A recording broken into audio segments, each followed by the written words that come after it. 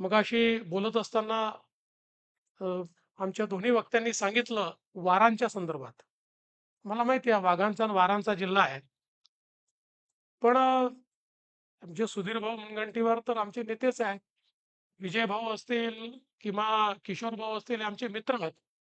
पण तुम्हाला एक सांगतो, की कुठलेही वार असले, तरी देखील त्यांचा आम्ही सन्मानच करतो कारण आम्ही हेडगेवारांचे अनुयायी आहोत. त्याच्यामुळे वार हे आडनाव आल्याबरोबर आमचे हात असेच असतात.